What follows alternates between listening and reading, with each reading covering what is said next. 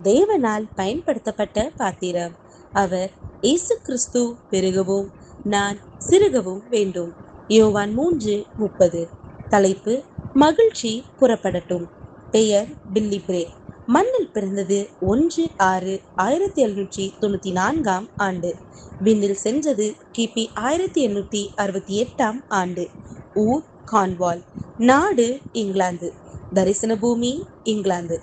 ஒரு முறை ஹமிக்ஸ் என்ற இடத்தில் இருந்த ஒரு தேவாலயத்தில் போதகர் ஒருவர் செய்தி அளித்துக் கொண்டிருந்தார்.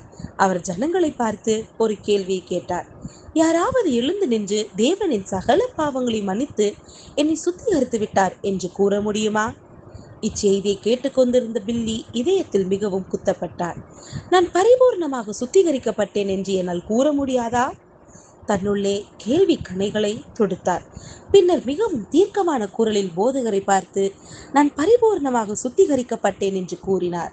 இப்பதிலை கூறிய பின் சொல்ல முடியாத சந்தோஷத்தினால் அவர் நிறைந்து தேவனை துதித்துக் கொண்டே தன் வீட்டுக்கு சென்றார். அன்று முதல் ஒவ்வொரு நொடியும் ஆண்டவருக்குள் பரிசுத்தமாக வாழ ஆரம்பித்தார். மக்களால் பிரசங்கி என்று அழைக்கப்பட்டார். எப்பொழுதும் சந்தோஷத்தினால் நிரம்பி நடமாடும் வழக்கமுடையவர். தன்னுடைய சந்தோஷமான நடனத்திற்கான காரணங்களையும் தன் நண்பர்களிடம் கூறினார்.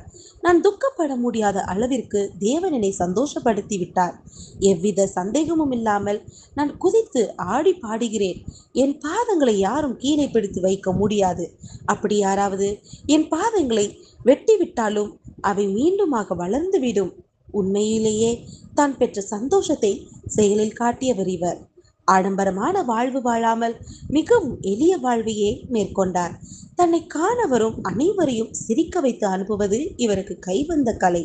பில்லி வியாதிப்பட்டிருந்த போது மரித்து விடுவார் என்று மருத்துவர் கூறிவிட்டார்.